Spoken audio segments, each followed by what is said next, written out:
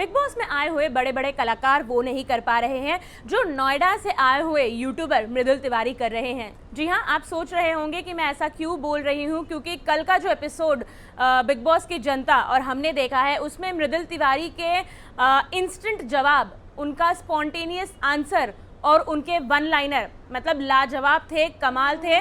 और big boss के घर वालों को उन्होंने मजबूर कर दिया कि भाई वो उनके लिए तालियां बजा दें।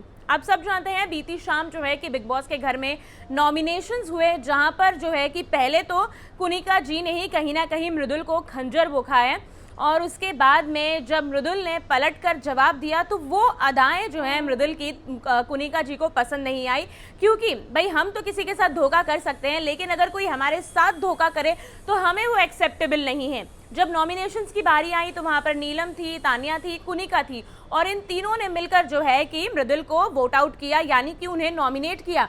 भाई अब नॉमिनेशन का बदला तो नॉमिनेशन से ही लिया जाएगा बिग बॉस के घर में, वो भी एकदम इंस्टेंट। मतलब दूसरी बारी आते ही मृदुल तिवारी ने डिसाइड कर लिया कि भाई अब कुनिका जी को जो है कि नॉमिनेट करना है। लेकिन ये बात जो है कुनिका जी को रास नहीं आई। उन्हें लगा कि भाई तुम मुझे मैम कहते हो, मम्मी का दर्जा देते हो, नीलम को और तानिया को दीदी कहते हो और फिर तुमने हमें नॉमिनेट कैसे कर दिया। लेकिन कुनिका जी, आप जिस तरीके से उन्हें बिन पैंदे का लोटा कह रही हैं कि भाई वो कहीं भी लुढ़क जाते हैं, सत्ता की सरकार में आगे बढ़ने लगते हैं, मतलब जहां पर मेजॉरिटी होती है वहां पर वो चलते हैं, लेकिन ऐसा नहीं है। मृदुल तिवारी जो है कि one of the most big boss के ऐसे कंटेस्टेंट अभी ही 10 दिनों में देखे गए हैं जहां पर वो अपना स्टैंड लेते हुए नजर आते हैं।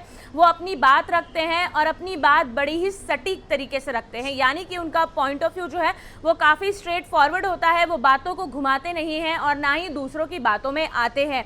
इसीलिए जब कुनिका जी ने उन्हें नॉमिनेट किया तो भाई उन्होंने भी उसे नॉमिनेट कर दिया, यानी कि मृदुल ने भी कुनिका जी को नॉमिनेट किया। लेकिन कुनिका जी को ये बात पसंद नहीं आई, उन्होंने आकर उन्हें बहुत सारी बातें सुनाई। लेकिन यहाँ पर जब मृदुल जो है वो कुनिका जी को नॉमिनेट कर रहे थे तो उन्होंने कोई भी यहाँ पर शुगर कोटिंग नहीं की या फिर उन्होंने ऐसा भी नहीं कहा कि भाई तुमने नॉमिनेट किया है तो मैं भी तुम्हें नॉमिनेट करूंगा। वहाँ पर वो बहुत ही क्लियर अपना स्टैंड लेते हुए नजर आए, बहुत ही क्लियर अपना पॉइंट ऑफ व्यू रखते हुए नजर आए। और जिस तरीके से उन्होंने पूरे घर में एक सिनेरियो अपना जो पूरा चल रहा है चक्रव्यूह बिग बॉस के घर की सरकार का, वो दर्शाया, तो भाई सब बिग बॉस के घर वाले सब बहुत चक्के रह गए कि भाई मृदुल एक नंबर, मतलब क्या बात कर रहे हैं।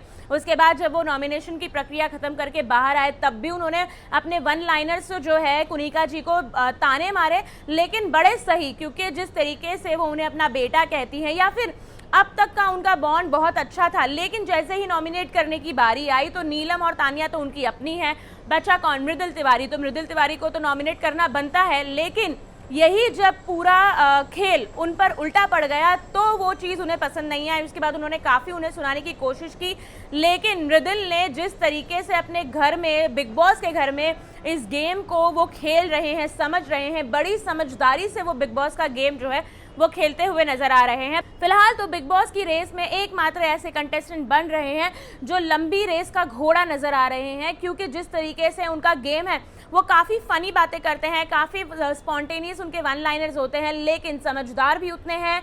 और जब मुद्दा रखने की बात आती है, पॉइंट रखने की बात आती है तो बड़े ही अच्छे तरीके से लोगों को क्लियरिटी देते हुए वो बात करते हैं। उनकी आदत ये जो अच्छी है कि वो घुमा फिरा कर बात नहीं करते हैं और अगर कोई उनका अपना है तो उसके साथ वो गलत में उसका साथ नहीं देते हैं, सीधा सीधा मुंह पर जो है वो बातें करते हैं।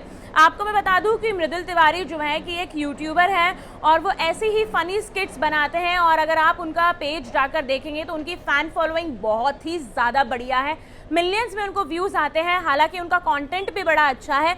तो ऐसे में मृदुल तिवारी को बहुत ही कॉन्फिडेंस है कि भाई अगर वो नॉमिनेट भी हो जाते हैं तो उनकी जनता जो है वो इतनी लॉयल है कि वो उन्हें इस घर में बचाएगी और लास्ट तक टिकाएगी, या फिर कम से कम बड़ी दूर तक तो वो बिग बॉस के घर में जाएंगे ही। इसीलिए तो जब उन्होंने कहा कि भाई तुम नॉमिनेट कर दो, कुछ फर्क नहीं पड़ता, मेरे लोग जो हैं वो मेरा साथ देंगे, भले ही घर वाले साथ ना दे, क्योंकि घर है, कंपटीशन है, बिग बॉस का घर है, तो एक दूसरे का साथ कहीं ना कहीं डगमगा जाता है। लेकिन ऑडियंस का साथ जो होता है, जनता का साथ जो होता है, वो शुरुआत से लेके अंत तक टिका रहता है। ऐसे में मृदुल तिवारी का जो ये गेम है, जिस तरीके से वो बिग बॉस में खेलते हुए नजर आ रहे हैं, one of the favourite contestants बन सकते हैं बिग बॉस की जनता के।